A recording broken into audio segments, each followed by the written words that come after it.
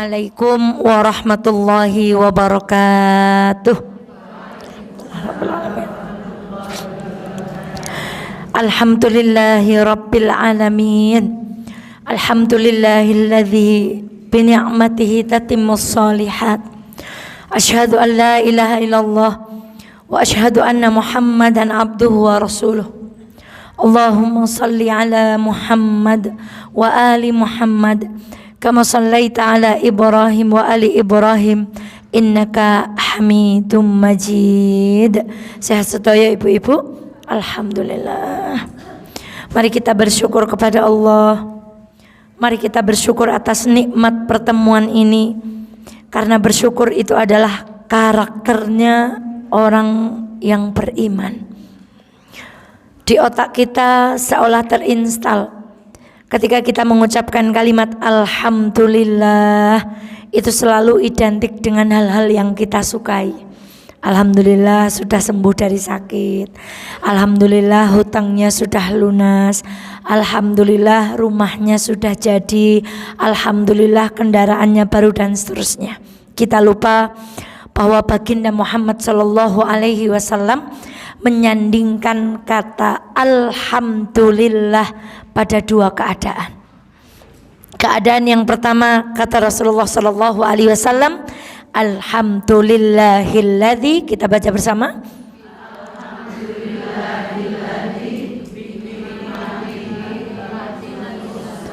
Alhamdulillahilladzi bi ni'matihi tatimmus shalihat.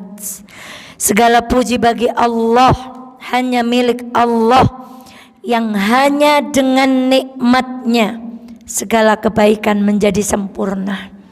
Ketika kita mendapati kebaikan dan kebaikan lagi, ketika kita berpindah dari satu nikmat ke nikmat yang lain, dari lisan kita terlantun kata Alhamdulillah. Namun jangan lupa Rasulullah pun menyematkan kata Alhamdulillah pada sesuatu yang tidak beliau cintai. Mari kita baca hamdalah yang kedua. Alhamdulillah ala kulli hal. Ya Allah, segala puji bagi Allah atas semua keadaan. Kita terjatuh, alhamdulillahi ala kulli hal. Kita diuji kehilangan, alhamdulillahi ala kulli hal. Kata-kata di bawahnya, bisa saja apapun hal yang terjadi dan tidak kita senangi adalah yang terbaik untuk diri kita. Maka ibunda, apapun keadaan kita dari pagi tadi sampai siang hari ini, tidak ada yang patut keluar dari lisan kita kecuali ucapan Alhamdulillah.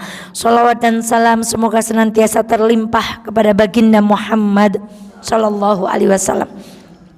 Nabi yang mulia ini mewasiatkan kepada kita satu hadis yang luar biasa.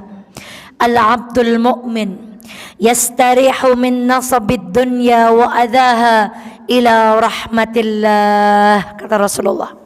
Wal abdul fajir yastarihu minhul ibadu wal biladu was sajar wad dawab. Hamba yang beriman jika meninggal maka dia istirahat dari kelelahan dan siksaan hidup di dunia menuju rahmat Allah. Sedangkan hamba yang fajir, dia berbuat dosa, dia memaksiati Allah, ketika ia meninggal maka hamba-hamba yang lain, negeri yang ia tempati, pepohonan yang ada di sekitarnya, hewan yang ia pelihara yang ada di sekitarnya, merekalah yang beristirahat dari keburukannya. Pertanyaan kita semuanya, Bu, apakah kita bisa milih lahir dari keturunan siapa? Tidak. Apakah kita bisa milih bentuk fisik, hidungku mau mancung, kulitku mau putih? Tidak. Apakah kita bisa memilih paket rezeki dari Allah? Tidak. Apakah kita bisa memilih bentuk tubuh atau memilih jodoh? Kita tidak bisa memilih. Tapi kita bisa memilih cara kematian kita, Ibu. Maka mau yang mana? Ketika kita meninggal, akankah kita istirahat seperti doa yang kita baca pembukaan tadi? Waj'alil mauta rahatan li min kulli syarr. Ya Allah, jadikanlah kematianku kelak ya Allah istirahatku dari setiap hiruk pikuk dunia. Istirahat dari kelelahan, istirahat dari ujian, istirahat dari cemoohan. Tapi jangan jadikan kami sebaliknya ya Allah. Jangan jadikan kematian kita kelak kita mati, orang lain, bahkan pepohonan di dalam hadis ini. Pohon-pohon itu ikut bersyukur. Alhamdulillah wong sing elek kae mati. Karena mereka terbebas dari keburukan kita. Maka ibu pilihlah, wal mar'u yamutu ala ma asya alaihi, dan seseorang akan dimatikan oleh Allah sesuai dengan kebiasaan hidupnya sehari-hari. Maka mari kita buat habit yang bagus, kita buat kebiasaan yang bagus agar Allah berkenan, agar Allah mau, agar Allah memberkahi kita semuanya. Kelak kita diambil oleh Allah, kembali kepada Allah dalam keadaan kita beristirahat dari segala keburukan yang ada di muka bumi ini. Amin ya rabbal alamin. Dan semoga duduk kita setiap Sabtu atau di hari-hari yang lain ibu mengikuti majelis taklim menjadi jalan untuk kita dimatikan oleh Allah dalam keadaan husnul khatimah insyaallah. Ibunda tahu ini gambar apa? Taj Mahal. Taj Mahal itu cerita tentang apa, Bu? Seorang laki-laki yang merasa apa, Bu? Kehilangan istri yang begitu dicintainya, lalu untuk mengobati rasa kehilangan itu, untuk mengungkapkan kecintaannya kepada pasangannya, lalu ia bangunkan untuk istrinya apa, Bu? Istana. Kalau ibu sudah dibangunkan apa sama suami, Bu? Kok senyum? Dibangunkan tidur, ya kan, Bu? Dibangunkan cinta dan seterusnya. Taj Mahal, Bu. Dan masjid yang kita duduk hari ini adalah nama dari istri seorang laki-laki bernama Abu Sofi, Bu. Jadi saking cintanya beliau kepada istrinya, beliau membangun 3 masjid bernama Masjid Fatimatuz Zahra. Satu di Wonosobo, yang paling besar ada di Purwokerto di Al Irsyad, yang ketiga ada di Maroko, Ibu. Itu kecintaan suami yang luar biasa. Ketika suami istrinya meninggal, dibangunkan masjid untuk istrinya. Masya Allah, Ibu kalau mendengar seperti itu bagaimana? Coba. Ada 2 karakter perempuan. Satu, Masya Allah. Tapi yang kedua, lah bojone nyong ngono ya boro-boro. Nah itu karakter perempuan yang tidak bisa syukur sama suaminya.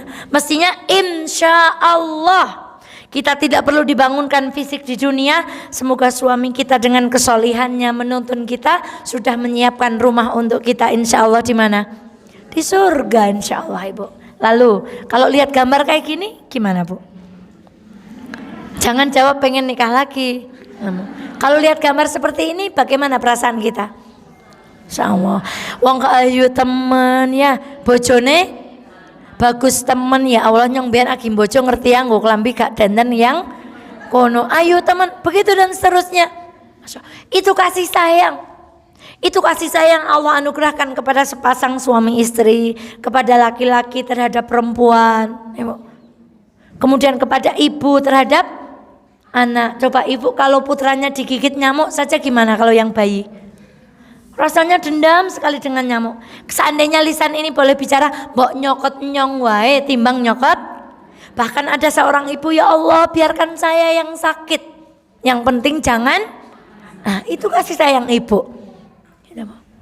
Bagaimana seorang perempuan ketika menunggui suaminya sakit atau menunggui orang tuanya sakit, atau kita mengenal kisah cintanya hewan kepada yang memeliharanya. Mohon maaf, anjing bernama siapa, Bu, yang difilmkan itu, Bu? Hachiko kalau tidak salah. Nunggu setiap hari ketika majikannya itu meninggal, ternyata anjing ini masih nunggu setiap hari di stasiun menjemput majikannya pulang kerja sampai anjing itu meninggal di tempat itu. Itu hewan, Ibu. Masya Allah. Namun tahukah kita kasih sayang yang kita saksikan? Kalau hari ini ada istri, Masya Allah, tadi secara tidak lihat sengaja ya wong lihat ya, Bu. Saya melihat ada seorang artis itu menggunakan anteng harganya 8,5 miliar. Antengnya tok, Bu. Ya sepasang gitu, Bu. Walah, benar komun. Njur ana sing nukokna bojone hadiah ditukokna Apa berapa? Mungkin kita menyaksikan, Masya Allah, alangkah besar kasih sayang itu, Bu. Ketika kita melihat ada seorang suami yang rela nunggui istrinya yang sakit, yang cacat, yang stroke, atau sebaliknya kita menyaksikan seorang istri yang rela nunggui suaminya, padahal suaminya itu sakit, istrinya rela berkorban gak kemana-mana demi istrinya atau kepada anaknya atau sebaliknya. Sesungguhnya itu hanya satu rahmat Allah per 99 rahmat Allah. Ketahuilah, kata Rasulullah Sallallahu Alaihi Wasallam, sesungguhnya Allah memiliki 100 rahmat. Salah satu diantaranya diturunkan kepada kaum jin, manusia, hewan, tetumbuhan. Dengan rahmat itulah mereka saling berbelas kasih dan menyayangi. Jadi kalau tadi ada Taj Mahal, ada Masjid Fatimah Zahra, ada Hachiko, ada istri yang begitu romantis, cuman berapa, Bu? 1.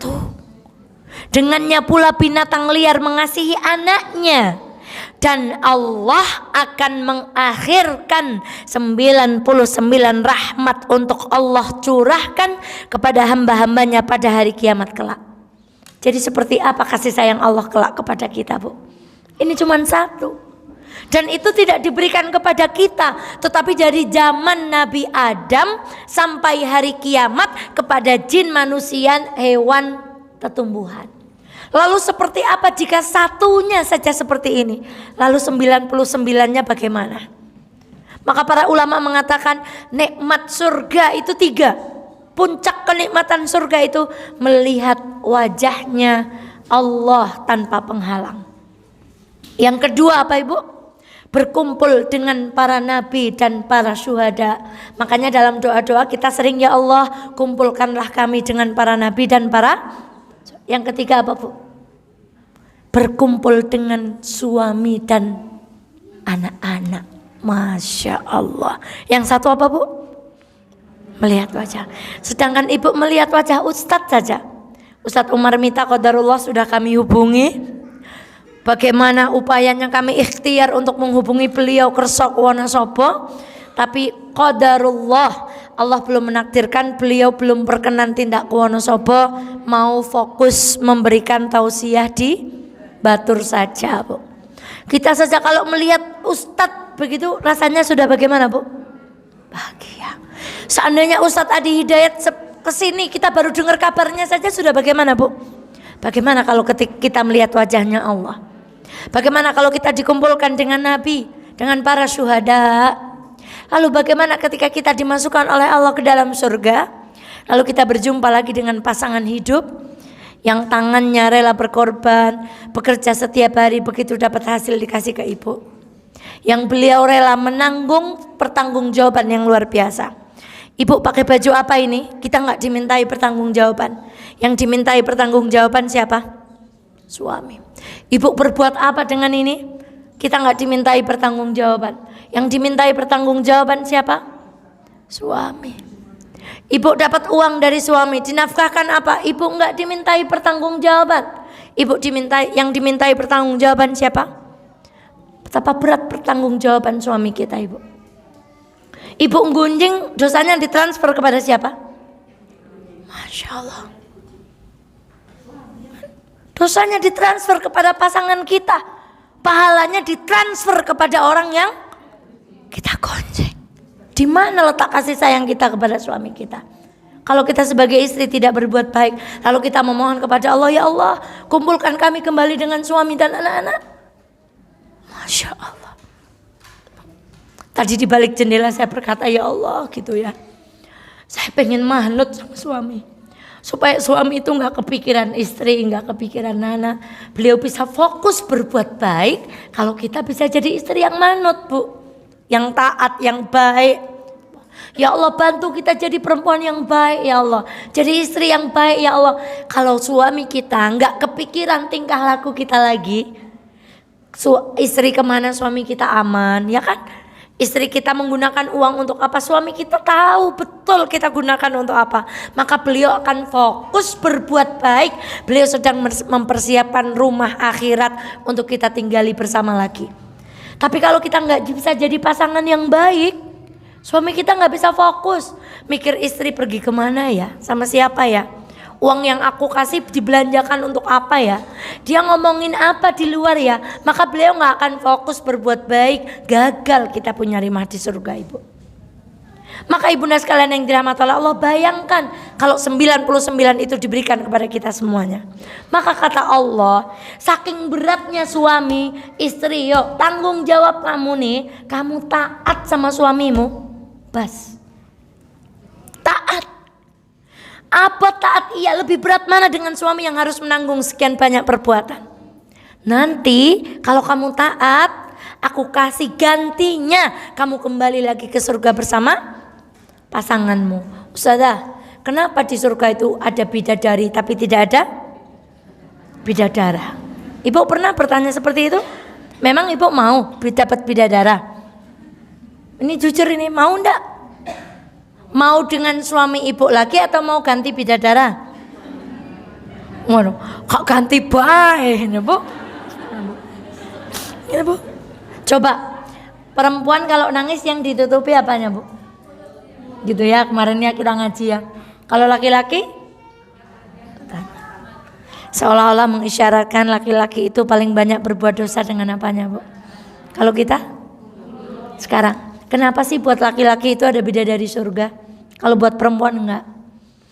Laki-laki itu fitnahnya apa, Bu? Perempuan. Tapi jangan khawatir. Mana yang lebih mulia, bidadari surga atau perempuan dunia yang dimasukkan oleh Allah ke dalam surga? Perempuan di dunia yang masuk surga. Mengapa demikian? Selesai sudah agama Islam menjawab. Karena bidadari di surga nggak dapat ujian seperti ujian ibu di dunia. Nggak ada air mata keluar dari mereka, Ibu. Nggak ada kesabaran yang harus mereka tarik ulur. Oh ya, aku harus sabar, aku harus diam, aku harus ngalah, aku harus ikut, aku harus manut. Kesabaran-kesabaran yang ibu perjuangkan setiap hari itulah yang akan mengangkat derajat perempuan-perempuan surga yang dimasukkan oleh Allah ke dalam surga nanti. Maka jangan khawatir. Lah mungkin padahal bidadari itu katanya kalau mau memandang saja, matanya mau memandang itu dunia dari ufuk barat sampai ufuk timur itu menjadi. Lah nek mripate mawon seperti itu, kira-kira cantiknya seperti apa, Bu? Jangan khawatir. Ibu akan diciptakan oleh Allah lebih cantik berkali-kali lipat dari bidadari itu. Bahkan ada satu riwayat yang mengatakan setiap hari Jumat suami kita itu keluar. Setiap keluar itu mereka diterpa angin, Bu. Dan angin itu akan membuat suami kita itu lebih tampan. Dan istri yang ditinggalkan di kamar di surga, dia pun akan dijadikan oleh Allah lebih cantik terus, tambah cantik, tambah cantik, tambah cantik, tambah cantik. Jadi nggak perlu risau sekarang kita begini, bersyukur kepada Allah. Inilah laqad khalaqnal insana fi ahsani taqwim. Kita akan menghiasi diri dengan ngalah, sabar, manut, taat. Besok kita dipercantik oleh Allah. Setiap minggu glowingnya naik, Bu. Jangan khawatir, Bu. Ibu gak kurang mancung, gak dimancungaken kali Gusti Allah. Gak kurang putih, ajeng diputihaken Gusti Allah. Dan lihat ketika kita membaca surat Al-Waqiah, faja'alnahunna abkara, dijadikan perempuan-perempuan yang masuk ke dalam surga itu seperti bikar, gadis-gadis, Masya Allah. Umurnya mungkin berapa gitu, Bu? Perempuan tuh lagi cantik-cantiknya tuh umur berapa, Bu? Berapa, Bu? Sekarang jadi Bu nggak cantik lagi dah. Masya Allah, cantik. Inna ansha'nahunna insya'a. Sesungguhnya kami Allah menciptakan mereka bidadari-bidadari itu langsung kami ciptakan. Masya Allah. Li ashabil yamin, kami ciptakan mereka untuk golongan kanan. Uruban atraba, bidadari itu diciptakan dengan penuh cinta, lagi sebaya dengan umurnya. Maksudnya sebaya dengan suami kita. Ada yang mengatakan uruban itu tutur kata bidadari surga itu indah luar biasa. Kalau tutur kata perempuan-perempuan dunia, ya Allah. Kemarin saya ibaratkan ya, Bu. Ini ada botol soda, Bu. Dikocok. Kalau kita buka tutupnya gimana, Bu? Cuas. Berkurang tidak isinya? Berkurang. Ada botol soda, saya biarkan saja begini. Kemudian saya buka, ada yang keluar menembus. Enggak, berkurang enggak isinya? Kalau kita tidak bisa kontrol ucapan kita, baik itu lewat WA, lewat status, lewat ucapan, Seperti soda yang keluar tadi Bu, pahalanya kita di dalam botol ini habis Bu. Itulah ruginya orang yang sudah kemecap, tapi kemecapnya nggak pakai ilmu dan kesabaran. Tapi kalau kita tahan, dia mengadu sama Allah, tahan lagi, insya Allah isinya tetap utuh. Sekarang pertanyaannya, ibu mau masuk surga toh? Mau jadi bidadari kan? Mau dijadikan Allah perawan? Mau dijadikan Allah gadis, bertemu dengan suami kita yang setiap hari bertambah tampan. Nah kalau suami kita istrinya dua, mana yang lebih solihah? Ia yang akan berkumpul dengan suaminya.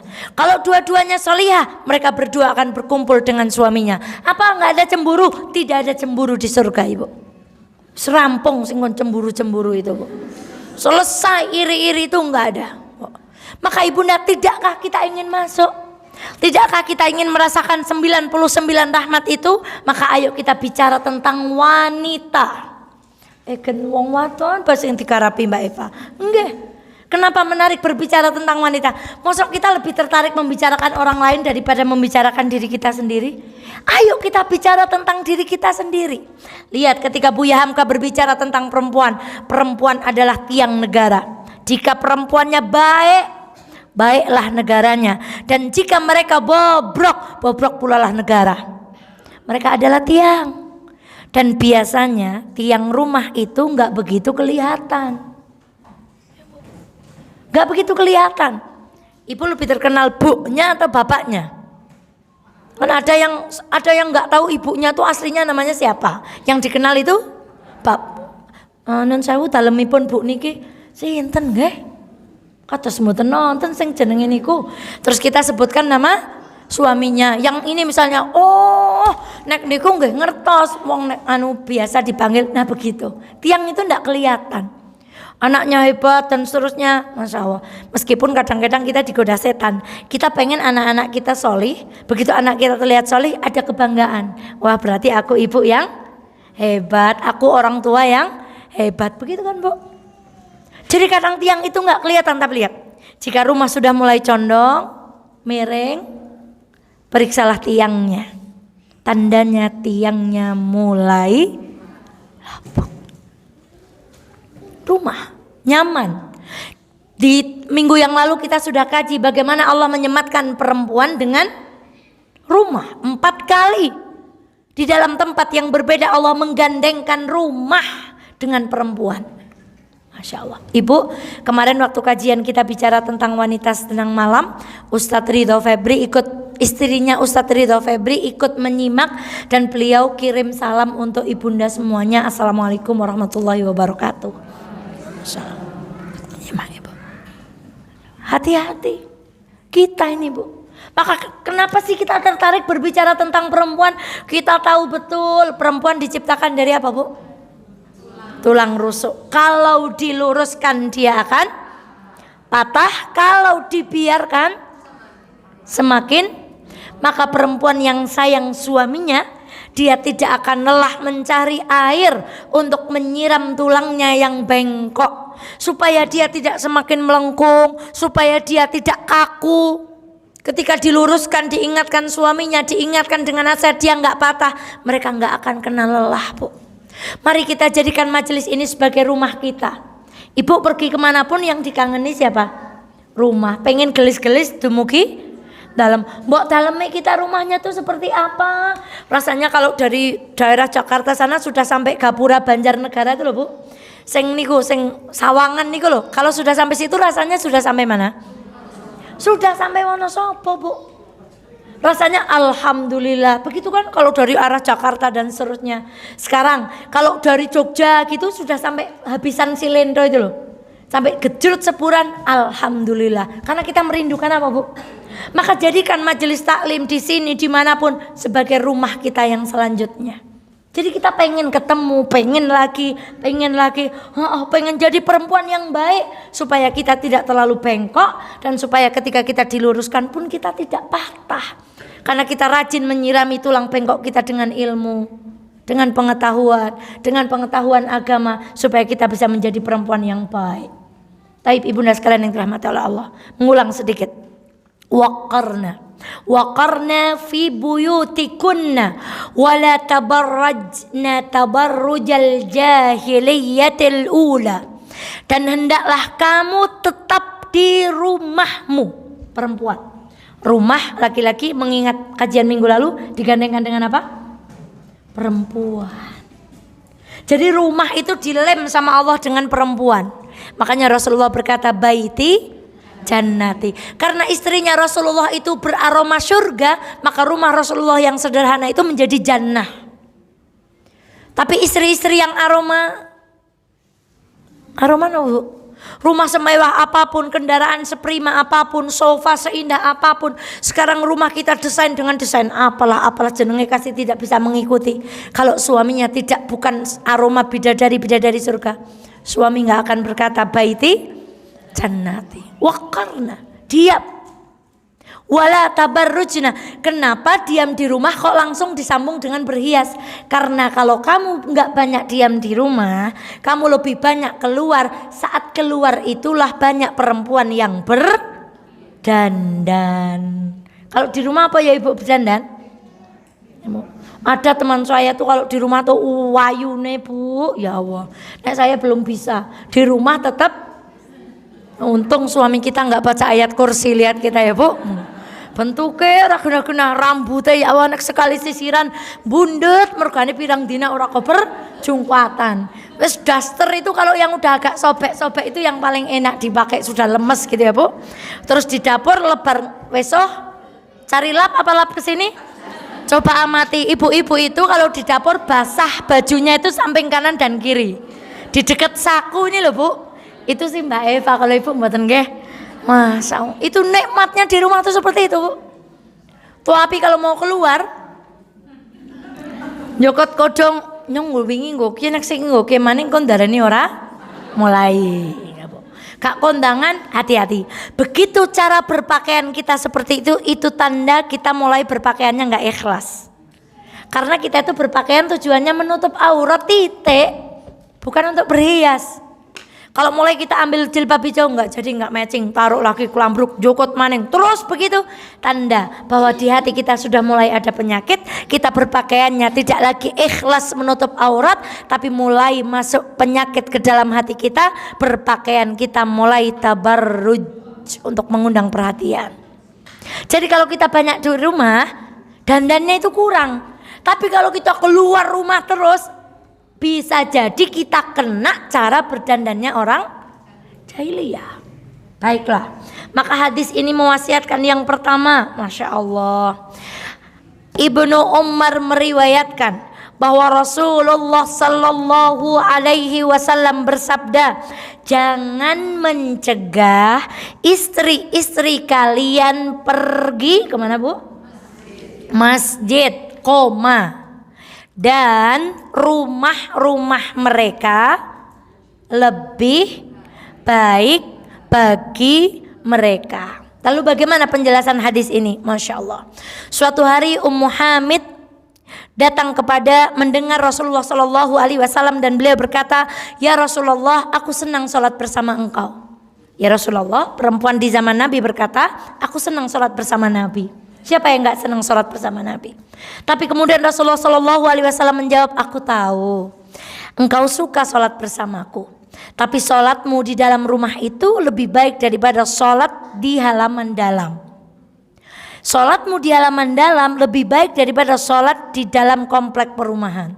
Sholatmu di komplek lebih baik daripada sholat di masjid kaummu, dan sholatmu di masjid kaum itu lebih baik daripada sholat di masjidku. Artinya apa? Semakin tersembunyinya tempat sholat perempuan itu semakin baik. Koma dulu, jangan dititik. Sholatnya seorang wanita di dalam rumah itu lebih baik dari sholatnya di halaman dalam, dan sholatnya di bilik yang kecil, lagi tersembunyi, lagi semakin gelap, itu lebih baik daripada sholatnya di rumahnya. Maka pertanyaannya, coba lihat yang di bold di atas itu bu. Kalau kita sholat di rumah penuh berkah, di masjid pun tak ada masalah, titik selesai. Tapi pertanyaannya nanti, Jadi perempuan itu boleh ke masjid? Boleh, tapi ada syaratnya. Jadi mana yang lebih baik sholatnya perempuan? Di rumah. Tetapi di masjid pun tidak ada masalah dengan syarat. Apalagi bagi perempuan-perempuan tertentu, mohon maaf sudah sepuh. Kalau di rumah mungkin sholatnya lupa. Beliau pergi ke masjid bertemu dengan saudaranya, menghibur, bahagia, kelingan masa lalu. Itu Masya Allah. Bagi ibu kami misalnya ke Al-Arqam, tentu saja itu lebih baik. Aman, tempatnya dekat, softnya tertutup di Masjid Al-Arqam. Itu kan. Kalau keluar ya tidak tertarik, ngerepai kenana yang tertarik harus simbah ya, gitu kan. Kan tidak, Bu. Nah, ibunda sekalian yang dirahmati oleh Allah, lalu bagaimana tentang pembahasan ini, Bu? Kalau keluar ke masjid saja, kata hadis ini, luweh apik kowe nang jero omah timbang kowe metu nang masjid dengan catatan misalnya bertabaru dan seterusnya. Lah bagaimana lantas keluarnya kita kalau enggak untuk alasan syar'i? Gimana di sisi Allah itu hukumnya? Ini mau ke masjid aja kalau bisa, sudah di rumah aja. Kalau kamu ke masjid itu akan menimbulkan fitnah, sudah di rumah. Sekarang pertanyaannya, bagaimana kalau ada perempuan pengennya masuk surga, kumpul dengan suaminya, tapi senengnya keluar rumah dan tujuannya bukan tujuan agama. Maaf, hanya jalan saja. Bahasanya sih syar'i, mau kemana Bu? Tadabbur alam.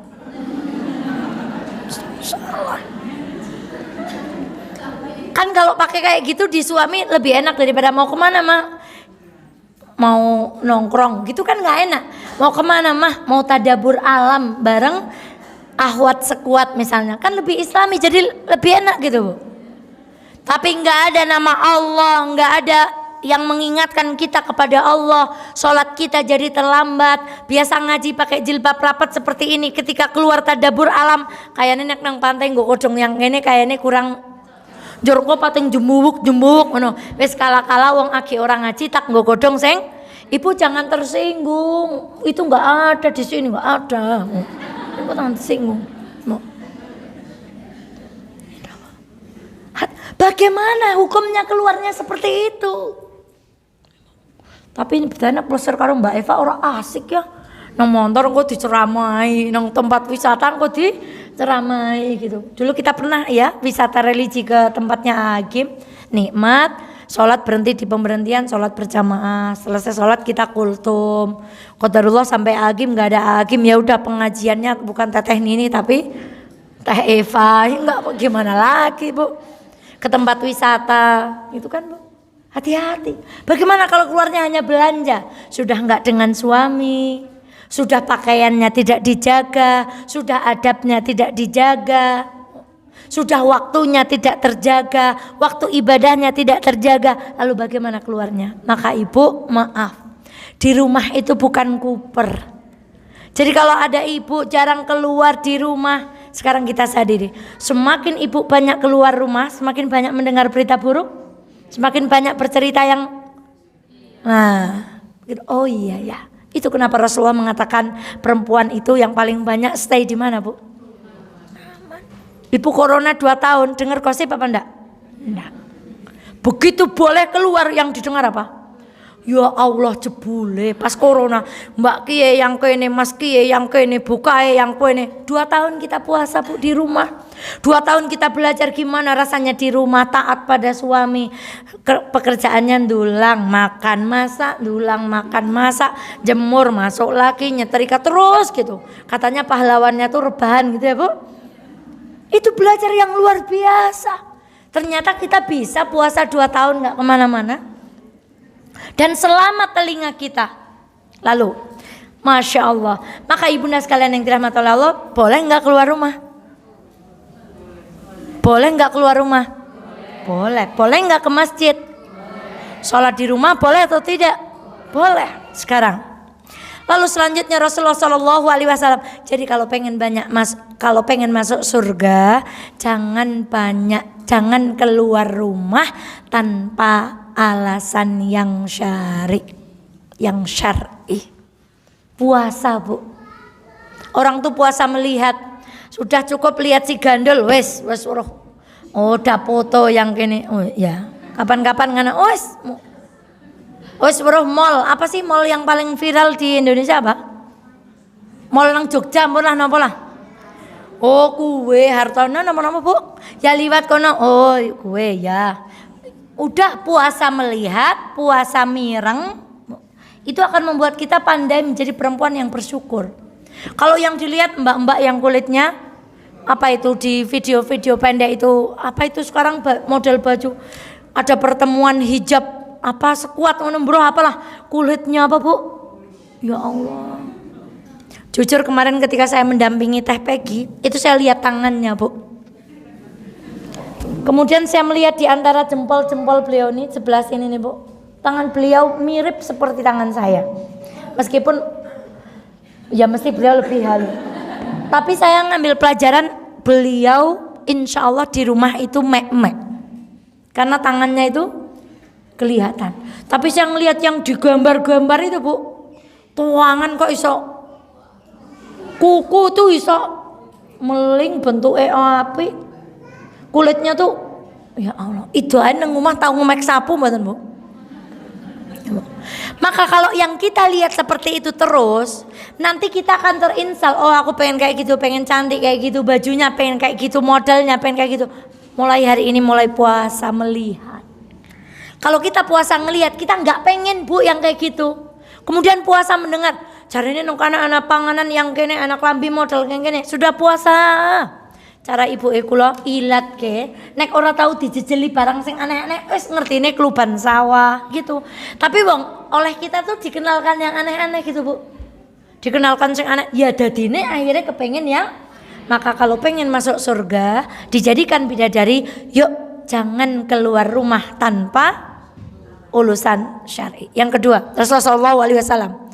Oh, Aisyah menuturkan bahwa Nabi Shallallahu Alaihi Wasallam bersabda, kalian telah diizinkan keluar rumah untuk memenuhi keperluan kalian. Jadi boleh nggak perempuan itu keluar? Oh boleh. Mana dalilnya? Lah ini dalilnya.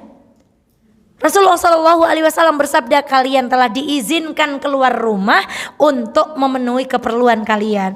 Maka di dalam buku ini dijelaskan kemana kita diizinkan keluar. Yang pertama catat baik-baik, kita diizinkan pergi ke masjid. Allahu Akbar. Wala la tamna'u ima Allahi masajid Allah. Janganlah kalian melarang para wanita datang ke masjidnya Allah. La tamna'u nisa'akumul masajida wa buyutuhunna khairul lahun. Janganlah kalian melarang istri-istri kalian pergi ke masjid sedang rumah mereka lebih baik bagi mereka. Idza sta'dzanat imra'atu ahadikum ilal masjid fala yamna'ha. Wahai hambanya Muhammad, wahai hambanya Allah, umatnya Muhammad, apabila istrimu salah satu istri di antara kalian meminta izin ke masjid, jangan kalian cegah mereka. Tapi ibu besok nggak boleh. Papa mau mama mau ngaji ya, tapi suami kita bilang nggak usah, di rumah aja. Papa urung tahu maca dalil ya. Jarine nek mama izin ke masjid ke ora kena di. Oh mungkin suami kita sedang pengen bareng dengan kita. Tadi saya pamit sama suami, Assalamualaikum, kan lagi telepon. Bunda, maaf saya. Beliau lagi ngomong telepon tetap tangannya tak. Kalau yang di tengah agak Allahumma sholli ala Muhammad. Wah, Masya Allah. Pas sekali ya Bu, carane film musik karo ceritane pas namanya. Cium pipi kanan, pipi kiri, gitu, gemes kalau di tengah gemes gitu kan, terus pergi. Insya Allah kalau sudah salim situ ridhonya berapa persen Bu? 100. Tapi kalau disalami tangannya nggak begitu, ya cuman gitu, terus senyumnya mobil ya keluarin sendiri, motor ya ditok-tokna dewek, ora takoni kok gak kondur jambira. Mungkin itu ridhonya tidak sampai 100. Aslinya ingin istrinya tetap berada di rumah. Maka Bu, pertama kemana Bu? Ke masjid. Lihat bagaimana cara sahabiah dulu ke masjid. Rasulullah mengerjakan sholat subuh dan beberapa mukminah ikut sholat bersamanya. Mereka berselimutkan pakaian. Setelah itu mereka kembali pulang tanpa ada seorang pun yang mengenali mereka. Jadi mereka berdandan nggak? Rapet atau tidak? Mereka pulang duluan nopo keri. Nah, ini fikih cara perempuan pergi ke masjid. Begitu imam selesai, ibu cepat-cepat kondur. Bukan ngeri-ngeri, kecuali ada misalnya ngasai gitu ya, belum nyaponi masjid kemudian dasai. Pernah saya di musola ada bapak-bapak mau ngaji, saya mau membersihkan persiapan ngaji. Pak, mohon izin bapak ngajinya pindah ke sana, saya mau membersihkan masjid ini. Jadi caranya perempuan itu kalau ke masjid pakaiannya tidak menimbulkan fitnah, dia rapet. Bahkan laki-laki gimana caranya nggak kenal kita, nggak mencolok maksudnya itu. Terus kalau imam selesai kita kemana bu? Cepat-cepat pulang. Maka selesai ngaji kemana? Pulang.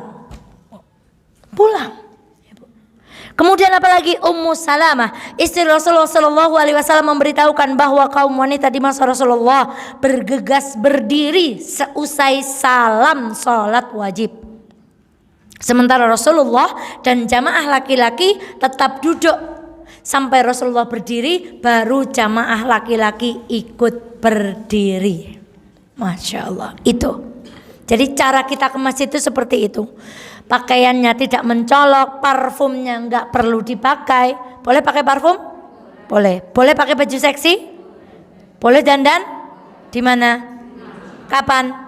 Malam-malam, gitu ya Bu. Nah, yang kedua, di mana kita diizinkan menuntut ilmu syar'i. Masya Allah.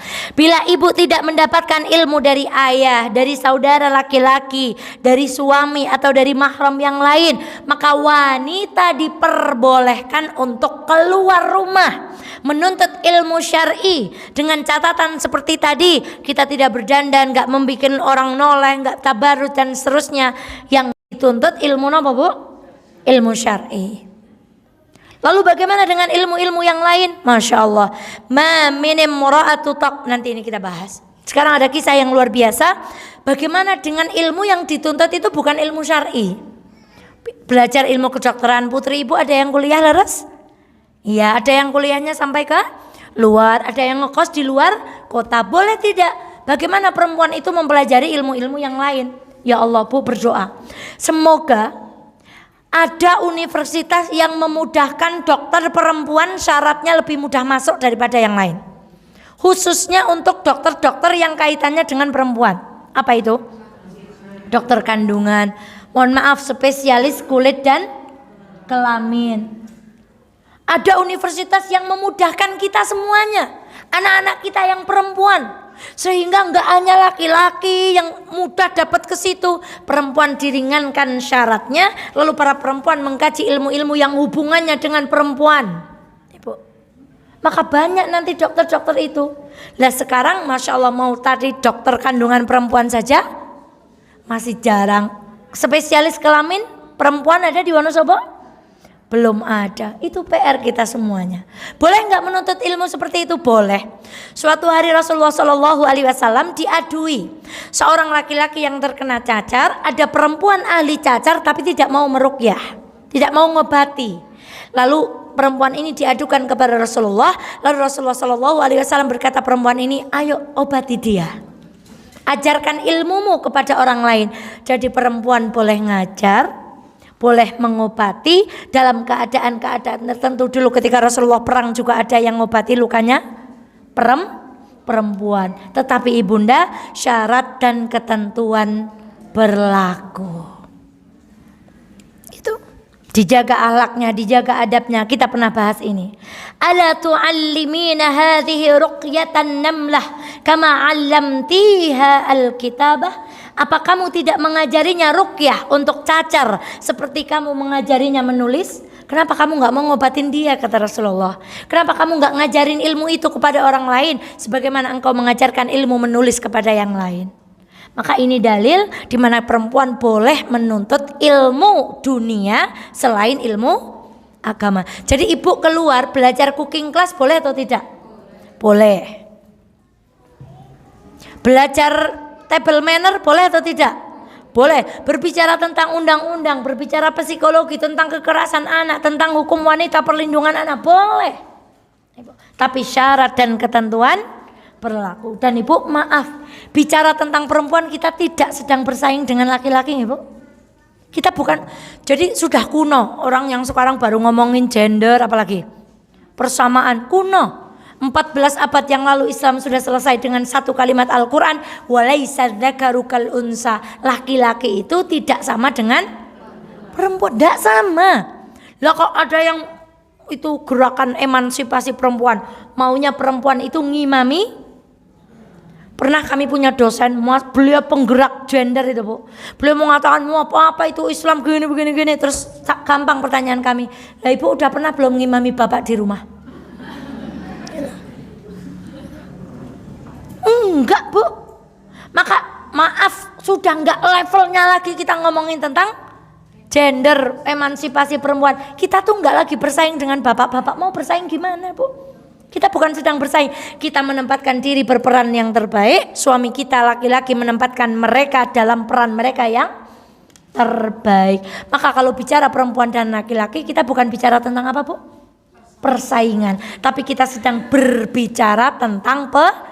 Yang ketiga, menghadiri sholat Aidain, Idul Fitri dan hukumnya wajib. Meskipun itu haid, tetap harus berangkat keluar. Mengapa demikian? Masya Allah, pernah litul bisa ukhtaha min jilbabiha. Ummu Atiyah bertanya, wahai Rasulullah, ketika Rasulullah mewajibkan perempuan untuk keluar ketika sholat id, ada yang ngadu, tapi kami nggak punya jilbab, gimana? Maksudnya kami nggak punya pakaian tertutup. Bersyukur Ibu, sekarang jilbabnya Ibu berapa? Dulu sahabat mau berbuat baik nggak punya jilbab.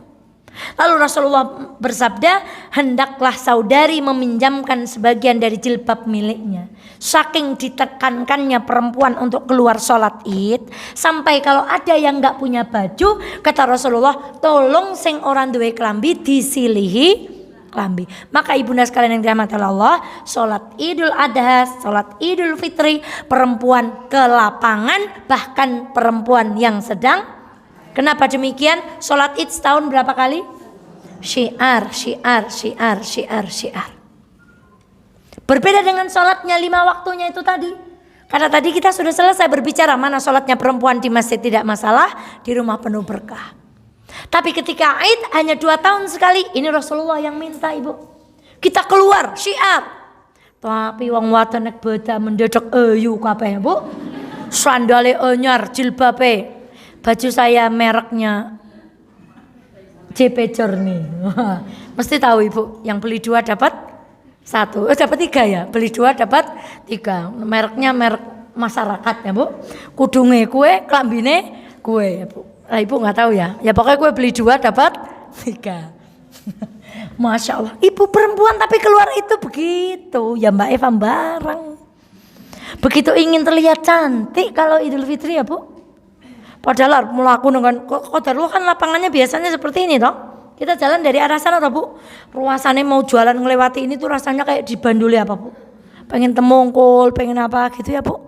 Mukenanya sudah yang terbaik. Sekarang sedang model mukena yang bahannya apa tuh, Bu? Ora kena dilempit sih. Sing kae lho sing nglunyu langsung ngono nah kowe. Gak pengen go sing yang kono, gak pengen sing ayu pri kecarane sandale. Itu sayangnya. Jadi kadang syiarnya ini hilang diganti dengan kemewahan-kemewahan yang tadi. Syiarnya nggak kena. Berangkatnya lewat alun-alun sebelah kanan, pulangnya suruh sebelah kita nggak. Wes pokoknya ketemu kancane sel. Itu wes pokoknya kue.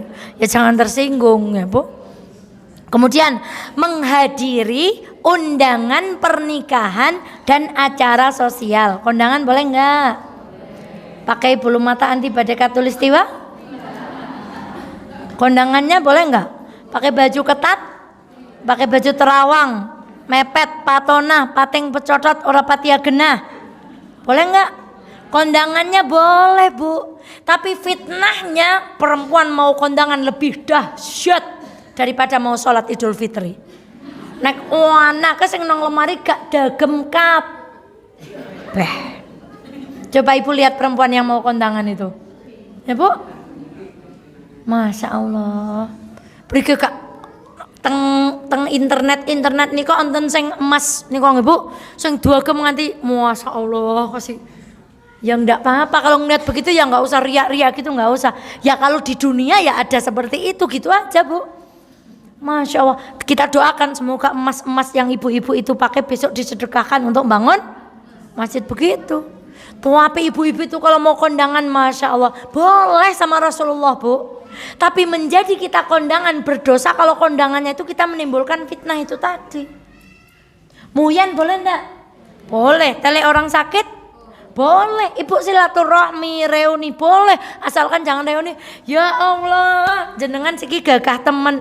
Wong ya Allah katangane karo tuh. Kemudian foto tuh kita perlu judul kajian malapetaka reuni gitu ya bu. Karena banyak yang reuni ketemu sama. Nah itu. Kemudian timbul masa lalu bersemi kembali apa dan malapetaka. Gak ada ngajinya lagi reuninya. Masya Allah. Bukber. Sholat maghribnya terlambat, pengajiannya gak didengarkan, sholat tarawihnya lambat. Bukbernya gak ada yang salah bu. Yang salah tuh seremonial kita. Maka ibunda kalau tahu di acara pernikahan yang akan kita datangi itu ada maksiatnya, maka kita memilih datang sebelum maksiat itu dimulai atau datang ketika maksiat itu sudah selesai. Saya sedih banget kalau kondangan ada di Amerika, maaf saya salah ucap bu. Nanti saya melihat suami saya aja. Pandangan matanya itu kemana gitu bu. Masya Allah. Mbak-mbaknya itu pakainya tipis terus goyangnya tuh gitu. Cuman gitu tak nggak yang gitu. Tapi ya Allah perempuan itu ya Allah. Fitnah. Jadi wanita yang betah di rumah itu bukan kuper tapi apa bu? Sunnah. Terus nek mboten ngaos, mboten nonton muyen, mboten kondangan, mboten napa-napa sampun tinggal mawon teng lebet. Nah, sekarang kita bicara ini. Wanita adalah Masya Allah. Wanita itu aurat. Bila ia keluar rumah, setan akan menghiasinya di hadapan kaum lelaki untuk menyesatkannya. Dan saat-saat paling dekat dengan Rabb-nya adalah saat ia berada di bagian rumahnya yang paling dalam. Kita ibaratkan itu benteng. Jadi perempuan kalau nggak menjaga kehormatannya, dia keluar rumah itu sama dengan dia keluar bentengnya. Coro orang perang, dia menanggalkan pakaian besinya, dia menanggalkan pakaian anti pelurunya, lalu dia melenggang keluar rumah siap untuk ditembak. Karena rumah itu benteng buat kita. Begitu perempuan itu senangnya keluar rumah tanpa acara yang diizinkan oleh Allah, tanpa alasan yang diperkenankan syariat, maka dia seolah telah melepaskan diri dari benteng terkuat yaitu rumahnya. Dia telah melepaskan pakaian besinya, dia telah melepaskan pakaian anti pelurunya. Dia berkata, silahkan tembak mati saya. Makanya di dalam Islam kalau ada perempuan jalan dengan bapak-bapak, di mana bapak-bapak? Di depan atau di belakang? Yang depan angkat tangan. Bapak-bapak di depan angkat tangan. Ibu-ibu di depan angkat tangan. Yang tidak angkat tangan? Mau bergandengan tangan boleh dengan suami. Di dalam Islam ketika ada acara yang di depan bapak-bapak, ibu-ibu di mana? Begitu seorang laki-laki berjalan di belakang perempuan, yang main itu setan. Seperti apa bentuknya langsung itu setan akan menghiasi. Perempuan itu nampak menarik. Itu kenapa di dalam Islam jilbab punuk unta itu dilarang. Karena dari belakang jilbab itu menambah keindahan perempuan, sehingga laki-laki yang memandang dari belakangnya, walah, kayak Mbak Anggun. Kenapa pakaian ketat kemudian dilarang? Ya Allah, ini setan Bu, ini bukan Mbak Eva, ini Allah lewat lisan Rasulnya. Perempuan itu kalau keluar rumah dia akan dihiasi setan. Begitu keluar rumah, bentengnya dilepas, trep setan jalan. Ibu mau apa? Merasa cantik, setan semakin senang. Ayo gayung bersambut. Pengen dipuji apa laki-laki kamu berpenampilan keren? Iya. Masya Allah. Wa aqrabu ma takunu min rabbiya wa hiya fi qa'ri baitiha fa idza kharajat istashrafa syaitan. Bila ia keluar setan akan menghiasinya di hadapan kaum lelaki. Ma taraktu ba'di fitnatan hiya adarru 'ala rijali minan nisa. Tidaklah aku tinggalkan fitnah sepeninggalku yang paling membahayakan kaum lelaki melebihi godaan wanita. Jadi ibu itu menggoda Bu. Ibu itu apa Bu? Menggoda dan godaan. Itu ibu. Saya juga. Wattaqun nisaa fa inna awwala fitnati bani Israila kanat fin nisa. Dan jagalah dirimu dari wanita wahai kaum laki-laki, karena sesungguhnya fitnah pertama Bani Israel ada pada innal mar'ata tuqbilu fi surati syaitan wa tudbiru fi surati syaitan. Sesungguhnya wanita itu datang dalam wujud setan dan pergi dalam wujud setan. Ketika dia keluar rumah dan dia tidak memperhatikan bagaimana tata cara Islam mengatur perempuan keluar rumah. Ibu, agama mana yang detail ngatur kita? Mohon maaf, darah itu perkara kotor atau bersih? Diatur toh dalam Islam. Sak cerita itu diatur, sak besarnya itu diatur. Itu perkara menjijikkan, mungkin tidak akan dibahas di undang-undang manapun, tetapi di dalam Islam dibahas. Saking pengennya Allah itu memuliakan kita para Ratu Elizabeth kalau ketemu dengan rakyatnya gini apa enggak Bu? Gimana dadanya Bu? Nah besok kalau dadanya Ratu itu gimana Bu? Nah gitu, enggak gini-gini tapi gimana Bu? Salaman atau tidak Bu? Itulah ketika seorang laki-laki mendebat orang Islam, kenapa sih perempuan Islam tuh kok sok suci nggak mau salaman? Hah, lu tahu nggak Ratu Inggris itu salaman nggak sama semua orang? Enggak. Kenapa? Ya dia kan ratu, masa salaman sama seorang? Oh, perempuan Islam lebih berharga daripada dia. Sekarang kenapa sih perempuan Islam itu harus nutup aurat? Ya Allah sedihnya kalau ada mbak-mbak buka-buka aurat itu, ya Allah. Perempuan pakai celana terus segitiganya itu ngecap, walah saya pol sedih ya Bu, ya Allah muka-muka Gusti Allah pareng rasanya kayak izin kiambek, ibu-ibu mimii walah syung prepon ya Allah. Jadi laki-laki sekarang tuh mau menghadap mana? Ke depan ada paha yang dipamerkan, buang pandangan ke samping ada paha yang dipamerkan, buang pandangan ke kiri ada mohon maaf bagian belakangnya dipamerkan. Itu kenapa harus nundukkan? Kembali kepada tadi Bu, Masya Allah, perempuan setan kalau kita keluar rumah nggak memperhatikan adab. Ibu, ini perempuan. Maka ibunda sekalian yang dirahmati oleh Allah, ketika kita azam mau keluar, maka kita keluar dengan memperhatikan adab-adab tersebut.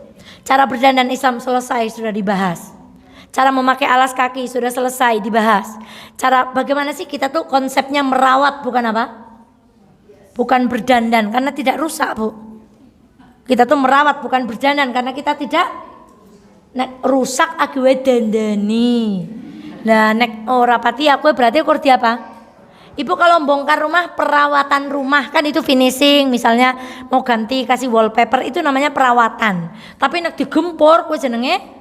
Nah ibu itu dandan apa perawatan? Nek dandan berarti rusak, nek dirawat berarti enggak boleh berlebihan. Maka ibunda lihat Rasulullah Shallallahu Alaihi Wasallam. Ibu pernah mendengar hadis kalau kamu laki-laki melihat perempuan kemudian timbul syahwatmu, maka kembalilah kepada cepat-cepat pulang karena yang ada pada perempuan itu ada persis pada bagaimana kisahnya ketika Rasulullah Shallallahu Alaihi Wasallam melihat seorang wanita. Kemudian beliau segera menemui istri beliau Zainab.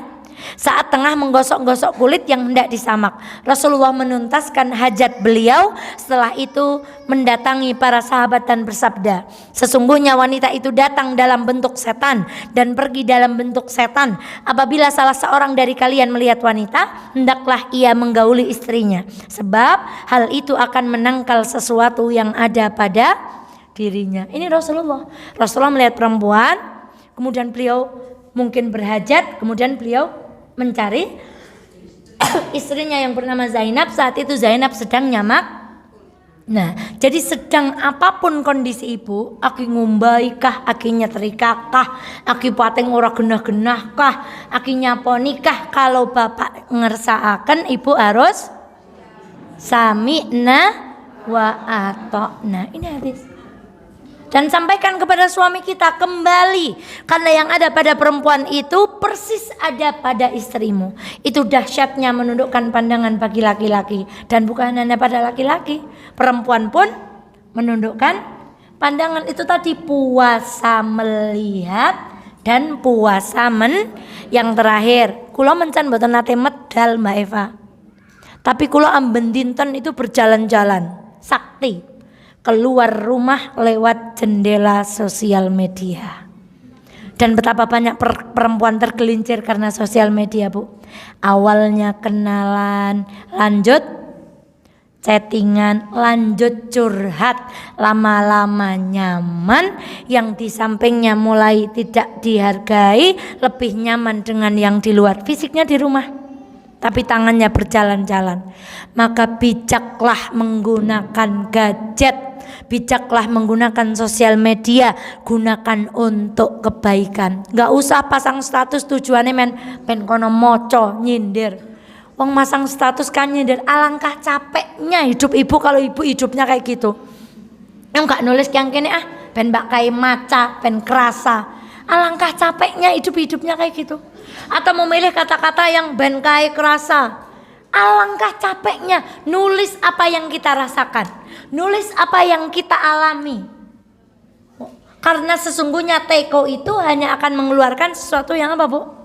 Yang mengisinya, yang ada di dalamnya.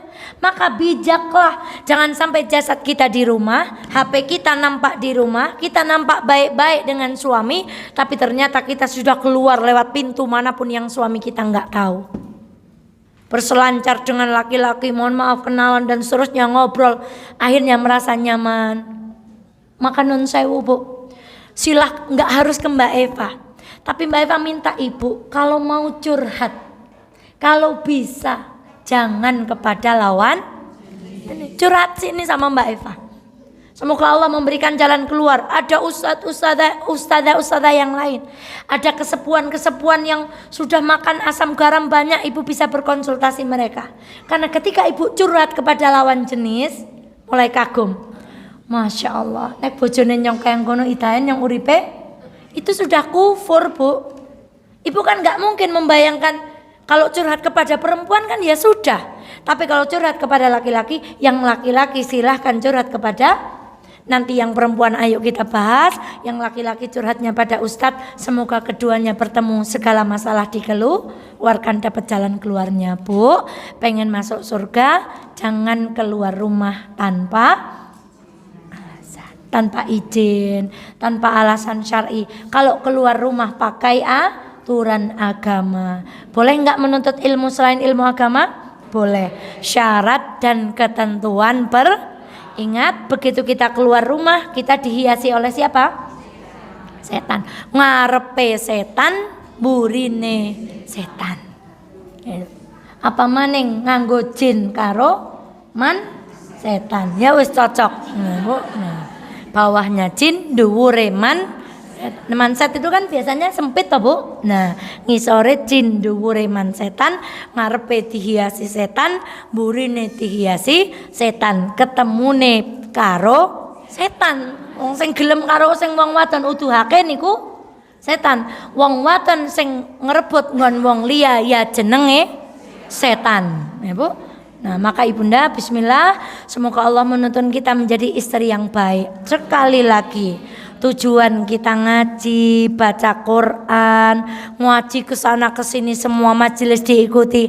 Kita di rumah tambah baik sama suami, tambah taat, tambah romantis, tambah pokoknya semuanya di servis. Oke? Insya Allah yang di hadapan Mbak Eva ini adalah calon bidadari. Besok kulo kepanggih Ibu Pangling, Ibu kepanggih kulo jenengan sinten? Kulo Mbak Eva Pangling mboten kalih suarane. Nek suarane sih mboten Pangling tapi kamalih temen, masya Allah. Insya Allah. Maka mari Ibu, semoga duduk kita hari ini menjadi manfaat. Siapapun yang tadi masuk ke ruangan ini membawa beban, semoga Allah ringankan beban setelah keluar dari masjid ini. Siapapun yang punya masalah, ya Allah tolong berikan jalan keluar. Yang belum berjodoh, semoga dengan duduk di majelis ditemukan jodohnya. Yang punya masalah ekonomi, semoga dengan duduk di majelis dimudahkan rezekinya. Yang punya masalah keluarga, ya Allah tolong beri jalan keluar, ya Allah, lantaran kita duduk bersama menjalani kebaikan ini. Bismillah, semoga yang ada kebaikan sampai bertemu Sabtu depan insya Allah masih dalam pembahasan yang sama, membahas tentang si tulang rusuk yang bengkok, tata, bukan setan. Ibu, demikian astaghfirullah li walakum. Nanti kami share materinya di WA group. Mohon maaf atas segala kekurangan. Apabila ada keburukan tolong dinasehati, tolong diperbaiki. Mari kita akhiri dengan bacaan hamdalah. Alhamdulillahi Rabbil Alamin. Dari saya akhiri. Assalamualaikum warahmatullahi wabarakatuh.